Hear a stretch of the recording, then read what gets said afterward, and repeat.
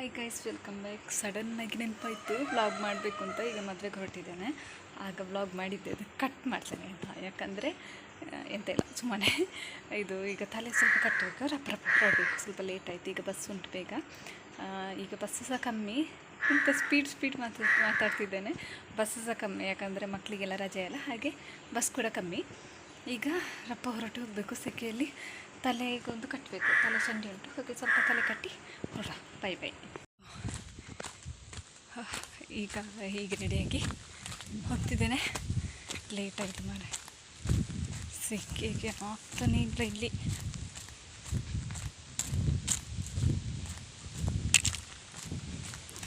ರಪ್ಪ ಹೋಗುವ, ಮತ್ತೆ ಸಿಗುವ. ಎಷ್ಟು ಬೇಗ ಆಗ್ತದೆ ಅಷ್ಟು ಬೇಗ ಓಡಿ ಬಂದಿದ್ದೇನೆ. ಇಲ್ಲಿ ಬಸ್ ಸಿಗ್ತದೆ, ಅದೇ ಒಂದು ಇದು.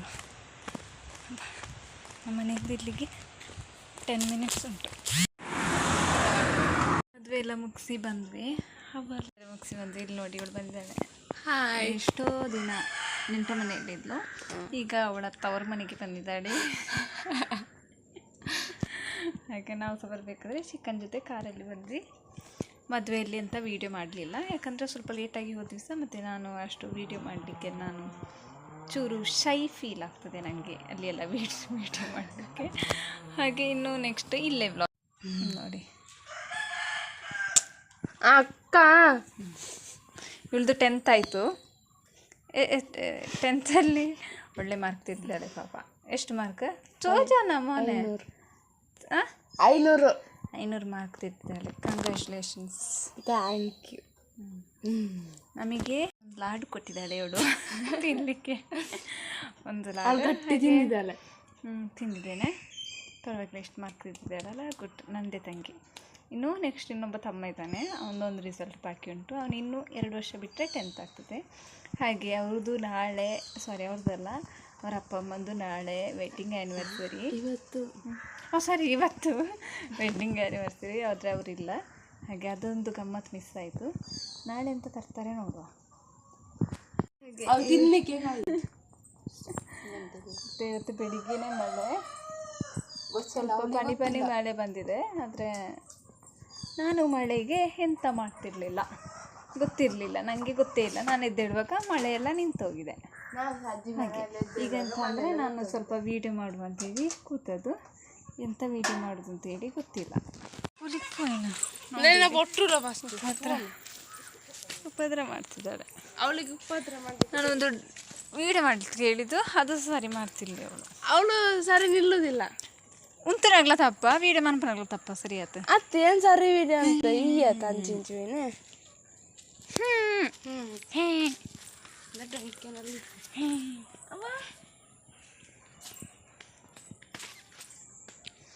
ಇಷ್ಟೇ, ಒಂದೇ 3 ನಿಮಿಷ ಇಪ್ಪೊಂದು ವೀಡಿಯೋ. ಉಪದ್ರ 3 ನಿಮಿಷ ವೀಡಿಯೋ ಇರಲಿ. ಇದನ್ನು ಲೈಕ್ ಮಾಡಿ, ಶೇರ್ ಮಾಡಿ, ಕಮೆಂಟ್ ಮಾಡಿ, ಸಬ್ಸ್ಕ್ರೈಬ್ ಮಾಡಿ. ತಲೆಗೆ ಮನೆ ಪುಸ್ತ ಟೈಮ್ ಇಚ್ಚೆ ನಾವೊಂದು ರೀಲ್ಸ್ ಮಾಡುವಂತ ಹೊರಟದು. ಎಂತ ಮಾಡೋದು ಗೊತ್ತಿಲ್ಲ, ನೋಡ್ತಿದ್ದೇನೆ. ಮೊಬೈಲ್ ಸರಿ ಇಲ್ಲ. ಹೌದು, ಇವಳು ಎಂತ ಎದ್ದು ಕೊಡ್ತಾಳೆ. ಇಲ್ಲ ಮೊಬೈಲ್ ಅತ್ತೆ ನನ್ನ ಫೋಟೋಗ್ರಾಫರ್ ಸರಿ, ವಿಡಿಯೋಗ್ರಾಫರ್ ಸರಿ ಇಲ್ಲ ಸರಿ.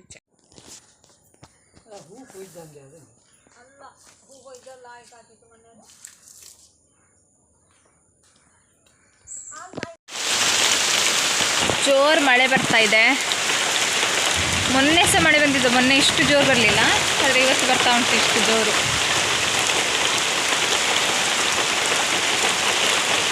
ಏನಂದರೆ ನಾನು ಮಾತಾಡೋದು ಕೇಳಲಿಕ್ಕಿಲ್ಲ. ನಾನು ಬ್ಯಾಂಗ್ಳೂರಿಗೆ ಹೋಗ್ತಿದ್ದೇನೆ ಇವತ್ತು. ಎಂತ ಸ್ವಲ್ಪ ಅರ್ಜೆಂಟಲ್ಲಿ ಹೋಗ್ತಿದ್ದೇನೆ ಬ್ಯಾಂಗ್ಳೂರಿಗೆ. ಹಾಗೆ ಮಳೆ ಬರ್ತುಂಟು, ಮತ್ತು ಡ್ರೆಸ್ಸು ಸ್ಟಿಚಸ್ ಆಗಲಿಲ್ಲ. ಇನ್ನು ಎಷ್ಟೊತ್ತಿಗೆ ಕೊಡೋದು ಎಂತ ಅಂತ ಗೊತ್ತಿಲ್ಲ. ಎಂತ ಡ್ರೆಸ್ಸು ಸಹ ಸ್ಟಿಚ್ ಆಗಲಿಲ್ಲ. ಸ್ಟಿಚಿಗೆ ಕೊಡಬೇಕು ಅಂದ್ಕೊಂಡಿದ್ದು, ಸ್ಟಿಚ್ಚೇ ಆಗಲಿಲ್ಲ. ಇನ್ನು ಎಷ್ಟೊತ್ತಿಗೆ ಕೊಡೋದು ಅಂತ ಗೊತ್ತಿಲ್ಲ. 3 ಡ್ರೆಸ್ ಉಂಟದು. ಮತ್ತು ಎಂತ ಅಂದರೆ ಇಲ್ಲ, ಇನ್ನೊಂದು 4-5 ದಿನ ಬ್ಲಾಗ್ಗೆ ಹಾಕೋದಿಲ್ಲ. ಅಂದರೆ ಬ್ಯಾಂಗ್ಳೂರಲ್ಲಿರ್ತೇನೆ, ಮತ್ತು ರಿಟರ್ನ್ ಬರಬೇಕು ಯಾವುದಾದ್ರೂ. ಬಂದಮೇಲೆ ನೋಡುವ. ಮತ್ತು ನನ್ನ ಫ್ರೆಂಡಿದ ಅಕ್ಕನ ಮದುವೆ ಇತ್ತು, ಅದಕ್ಕೂ ಸಹ ಹೋಗ್ಲಿಕ್ಕಾಗೋದಿಲ್ಲ. ಪಾಪ ಅವಳು ಎಂತ ಅಂದ್ಕೊಳ್ತಾಳೆ ಏನು. ನೋಡಿ, ಅಲ್ಲಿ ಜೋರು ಮಳೆ ಬರ್ತಾ ಉಂಟು. ಇಲ್ಲಿ ಅಷ್ಟು ಗೊತ್ತಾಗಲ್ಲ, ಅಲ್ಲಿ ನೋಡಿ.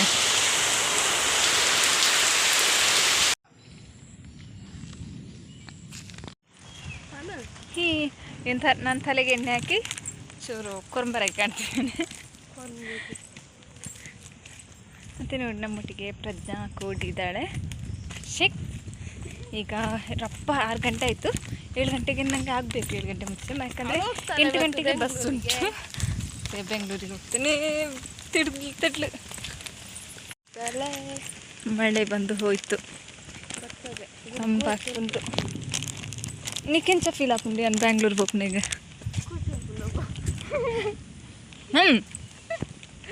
ಎಂಚ ಫೀಲ್ ಆಪ್ ಸತ್ಯಮನ ಖುಷಿ ಆಪ್ನ ಬೇಜಾರು ಹಾಕೊಂಡ ದಯೆ ಖುಷಿ ದಯೆ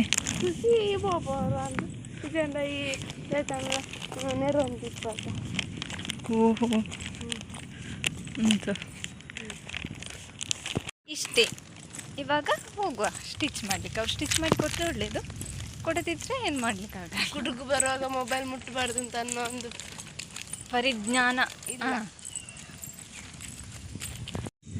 ಒಂದು 3 ಜೊತೆ ತಗೊಂಡು ಹೋಗಿದ್ದೆ ಡ್ರೆಸ್. ಅದು 3ರಲ್ಲಿ 1 ಸ್ಟಿಚ್ ಮಾಡಿ ಕೊಟ್ಟರು. ನಾನು ಮತ್ತೆ ಇಷ್ಟೊತ್ತಿಗೆ ಬಂದರೆ ಆ ಸ್ಟಿಚ್ ಮಾಡಿ ಕೊಡ್ತಾರೆ. ಪುಣ್ಯದಲ್ಲಿ ಒಂದಾದರೂ ಸ್ಟಿಚ್ ಮಾಡಿ ಕೊಟ್ಟರು.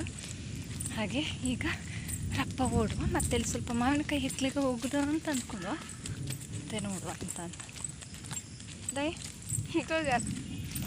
ಉಂಟು. ಅದು ಇಲ್ಲೇ ಹತ್ತಿರ ಮನೆ, ಹಾಗೆ ತೊಟ್ಟೆಯಲ್ಲೇ ಇಟ್ಟಿದ್ದೇನೆ. ತೆಡ್ಲು ಬನ್ನಾಗ ಕೊರತು ಓಡು